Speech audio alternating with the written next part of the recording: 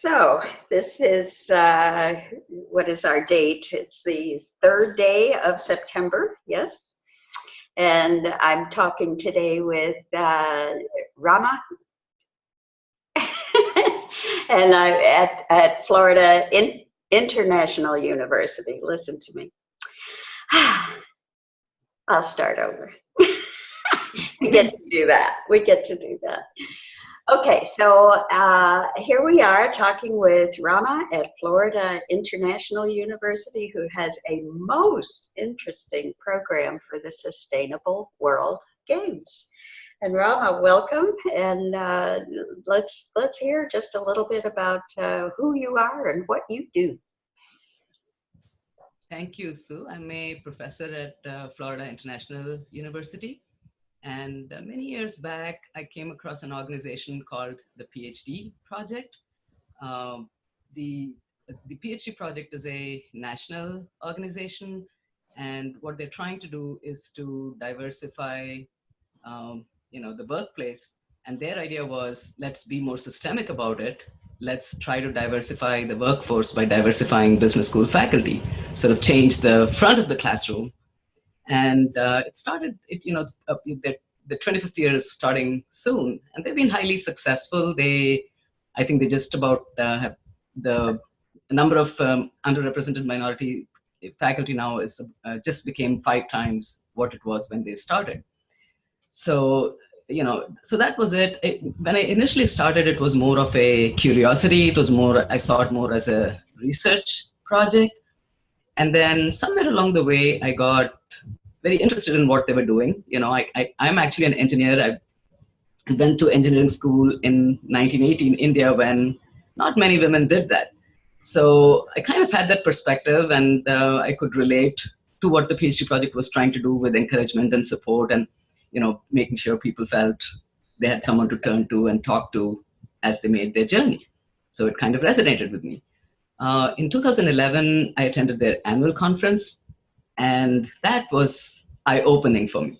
I'd never seen so many people tell so many stories, especially in the academic world.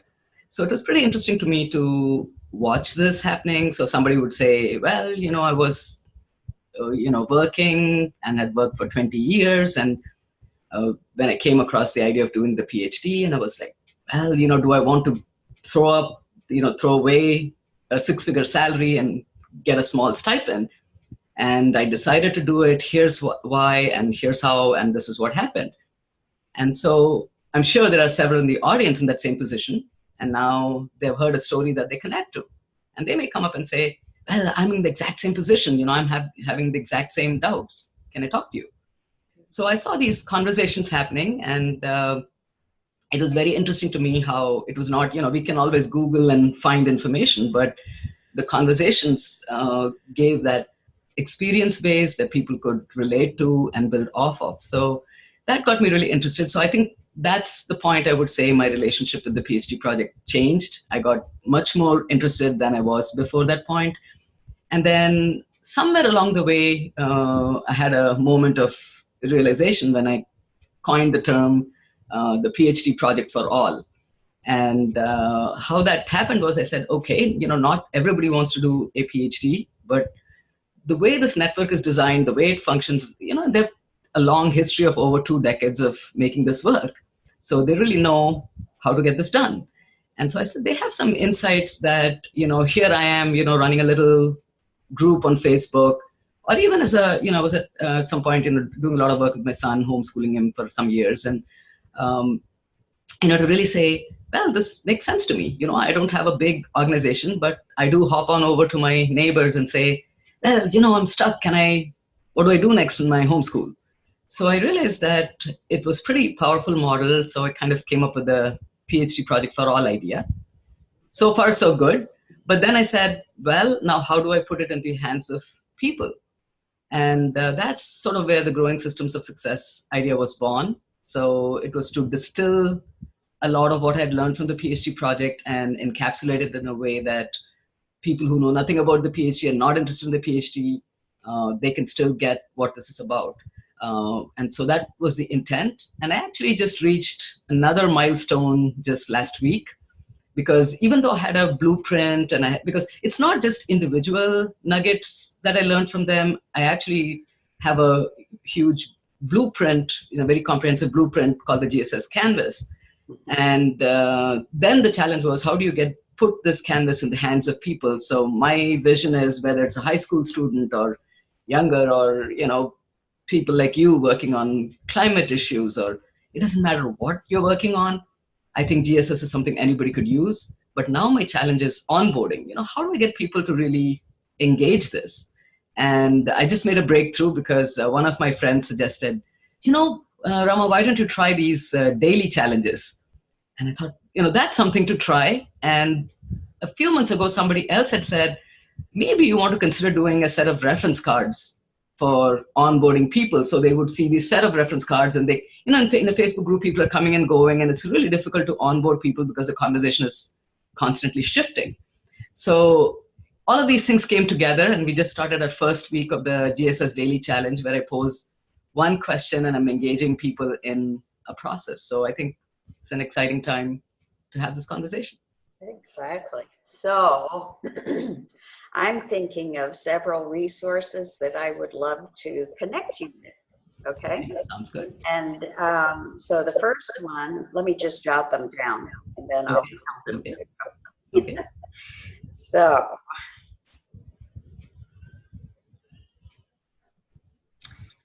and web and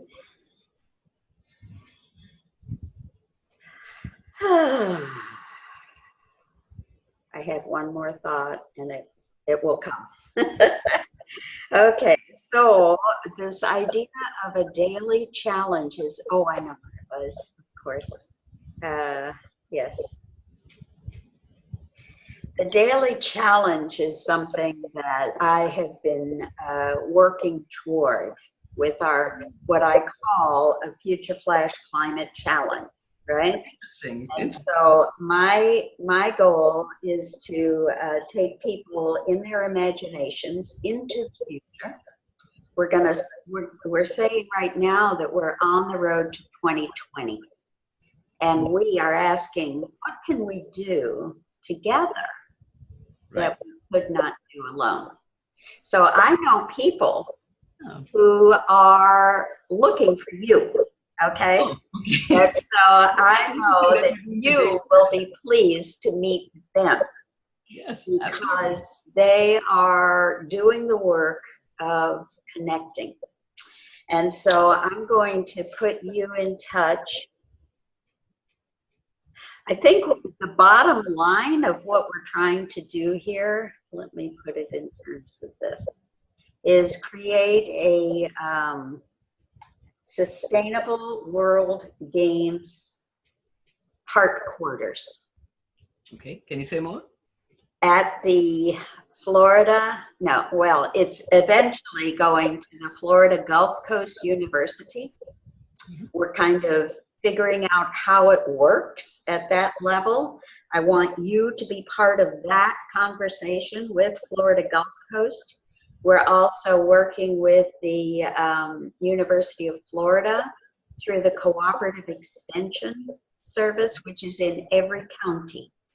So what we're doing in Alachua County, which is Gainesville, and the University of Florida, and I live right in the next door county, but my networks are all built.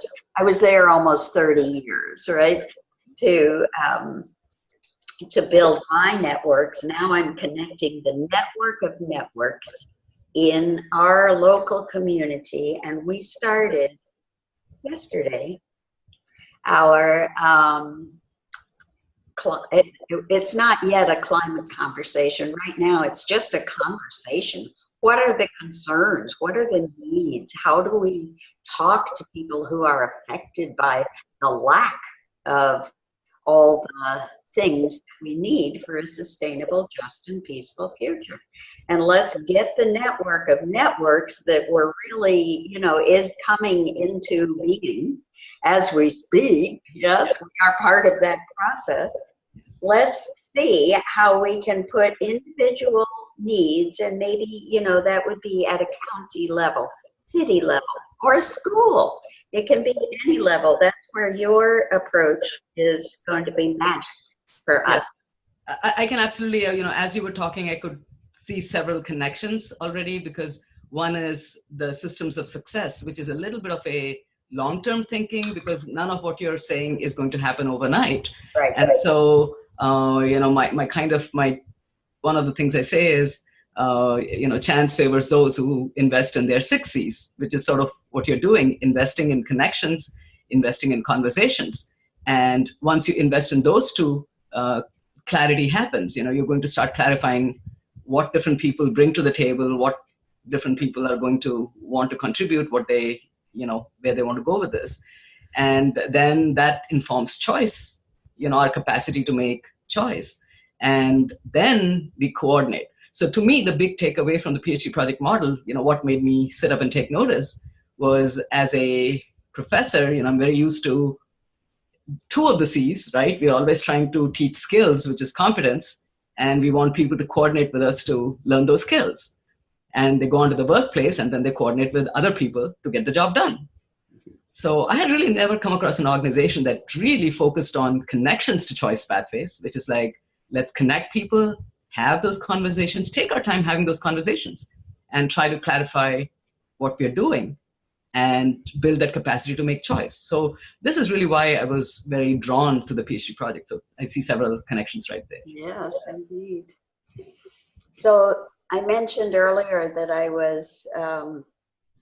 worked as a public education coordinator at the county level. That's where I kind of learned how to see the system for getting the word out about how to, do the physical recycling, but more than that, to have the consciousness of, we're all in this together, we're trashing our planet, and let's do it differently, And so the biggest expression of that is that we use in this program, and this is where Florida Gulf Coast University comes in, is the Earth Charter. Are you familiar with that? I think you've mentioned that a few times, yes. Yes, but it's, let me explain that it's a document that was launched in the year 2000 after almost a decade of global consultation. And so now for 18 years, people have been learning to get connected and to work on these principles together in their own community, right? And so we have a lot of sharing to do about how people are doing that, living and working on how to create a sustainable world, whether it's, the four main pillars, all the themes are the community of life and how we care for that, ecological integrity and how we, take care of the systems that are sustaining life, social and economic justice and environmental justice, I might add, and then democracy, nonviolence, and peace. And so the studies, all the people who are doing work, whether it's, in a classroom or at the, we have many organizations in the community. And then, of course, there are governmental organizations. So we're trying to kind of weave all that together so that people can see, oh, this is happening. This is real. This is not in the news. Yes. My goal is to make this the story that we are telling everyone, that we together are telling a new story. And that's kind of the shift that we're putting it in terms of, and working with a group called the Compassion Games. And we have a lovely little, I think it's 14 days, one email a day, that is helping us to tell this new story. And so that's something we are going to be doing during this semester. Oh, sounds good. Yeah, couple of things that strike me, and a lot of conversations we are having in the GSS Daily group is around, going from possibilities to seeing what is doable today with the resources we have in hand today. Yes. And I was thinking that one of the reasons your work sort of resonated with me is something like climate change and all these things are so vast. Yes. That you can just get totally overwhelmed thinking about these issues. Yes. But I think the trick is to take something very doable, and you've done that with the games, and sort of find a way to get started and engage people around that. That's it. Yes. And to find the way we can build that into our education system so anyone can do it. And my part that I'm really ready and excited about doing is telling the story with a children's book, a children's collaborative storytelling book. We will publish together, but it's our story. It's not my story anymore. I've kind of got the outline, and I'm going to do it as writing prompts and just find out what people really are doing in there. Let each person who's doing it tell their own story, right? That's another strong point of connection that I'm seeing with the PhD project, because one of the things that was really eye-opening for me with the PhD project was the storytelling. They had a pretty strong storytelling culture. I was impressed that you get professors from all different institutions, and the storytelling was pretty cohesive. And I left the conference wondering, how did that happen? How did they manage to make that happen? And then over the years, I've actually started tuning in more to their the media impact, the folks who do their storytelling for them. And I've learned a lot by just watching what they do. They do a lot of, they do videos and so on. But it's just the framing, they have these little videos saying, is this for me? And glad I did it, and all of those kind of things. And so I just picked up a whole lot just observing the storytelling that they're doing. So I think it's a great idea that you're really having storytelling on your map as part of this process. So the thing that I love so much about this local community team that we're building, right? And this will be, I want to tell you that this is getting ready to be, it's not really officially yet. Team, well, let's see. We are Team Florida, everybody, right? I think it's 67 counties in Florida are going to be playing. We are challenging them to play the Sustainable World Games. All right. And in Gainesville, we are already working in many ways with the University of Florida and with organizations out in the community and individuals who are doing the work on their own and wondering, how do I do this? I don't know. I'm just trying. Yes. And so getting them all connected so that we can say this is team, probably Alachua County. I want to play by county. Okay. So that we can use that cooperative extension, and they're ready. Their goal right now is civic engagement. And so what I'm working on specifically with a man named Suraj Syed, who is also from India, he has his organization is called Your Authentic Self Work, okay? And he does what he calls developmental meaning making. And I think he is doing in our local community what you experienced with that storytelling at the PhD project, and doing it in many different expressions. Some are, let's just sit down and have a conversation like this. And that's probably what he does most comfortably and most often. Mm-hmm. But he's also doing theater production, right? And then a conversation after. And so my goal is to get that conversation from, the face-to-face group into the internet with the larger group that's working on the same or similar things so that we can learn from each other Right. how to take this and amplify it, right? And bring this out. So when you're talking about, well, go ahead, I'll let you. The moment you said amplify, the other piece of the puzzle from the PhD project came to mind, which is the paying it forward. Because to me, that's really the mechanism for amplifying, because if a few people do it and they're successful, they share their stories and insights and experiences with others. And that's how you achieve that amplification. I don't know if that's sort of your thinking or. It is, absolutely, and that's what I'm experiencing with Suraj during this process. And what's been happening for us is we made a commitment, I don't know, a couple of months ago maybe, to do, maybe even longer than that, I don't know. But here it is, we're almost to the 11 days of global unity. And that starts on September 11th and goes through September 21st. And so what we're doing is these conversations in our local community, and connecting them. He's going to be doing the developmental meaning making. So all these 11 stories, or 11 days of stories, sometimes it's more than one person, will become part of the whole.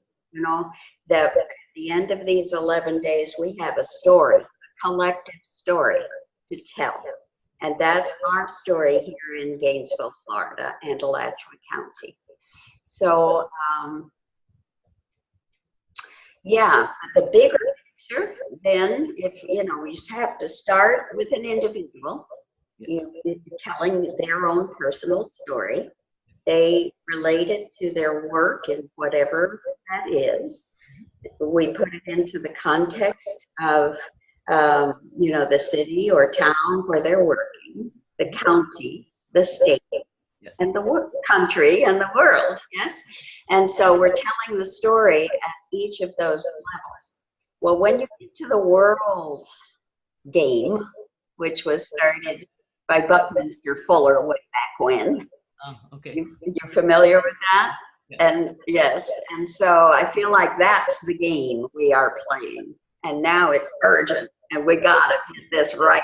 And we know because we've been practicing and playing all these years, and now it's time to put it together so we can do the Sustainable World Games and win the climate challenge, which I call priority one of the Sustainable World Games. Because if we don't get our big system right, none of the rest is going to matter for long, because we're just going to go into chaos, right? So there. Very exciting, you know, because I think I just feel the match, because the way you're approaching it is very close to, you know, what I've learned from the PhD project. So exciting to see all the pieces of the puzzle, the storytelling, the paying it forward, building the community, the connections, the conversations, you know, all the ingredients of GSS right there. There you go. Okay, and what I so appreciate about what you're doing is the way it looks so beautiful on your computer screen. Oh, So simple and beautiful. You know, thanks to a connection, you know, I mean, all credit to Boaz Branding, because I started this more, you know, I'm a professor. I don't do graphics like that. Yeah. So one of my sort of very vivid memories from this whole journey is one day when Boaz said, "Dr. Rama, you really should stop writing and do some branding." And I looked at him like, why would I do branding? This is a research project. You know, so I was like, what's he saying, right? But then it was the best advice anyone ever gave me, because I think he's very gifted, I think, because he could take, you know, and this was way back in 2014 when I wasn't even sure what I was saying, because, you know, I had the pieces, but it really hadn't become coherent like it is today. But for someone to take it in that level of messy sort of bits and pieces are there, but not the whole thing. And he really helped me give shape, because he did, the first thing he designed was actually the 6 C's tree. And then over time, the whole canvas came into place. He designed the canvas. He did the cover of my book. And every day I'm grateful to him, because that's what's helping me communicate. Because, you know, for me, it's such a blessing to have, okay, here's the whole thing, but I have it all on a page in that GSS canvas just such an asset for me right now. Awesome. Well, I think we're gonna stop right there because I would love to spend another hour showing you how I would like to feed what I have into what you have, and let's make it a project for Team Florida. Yes? Sure. And let's continue the conversation over time. And, Yep, because I'm very excited about and so I'll introduce you to some of the key players in our team, and we'll get this going. The idea is to have it ready for January 2019. Okay. And so I look forward to talking with you again. Thank you. So appreciate the conversation. Oh, me too. Thank you. Thank you. And you have a wonderful day. You too.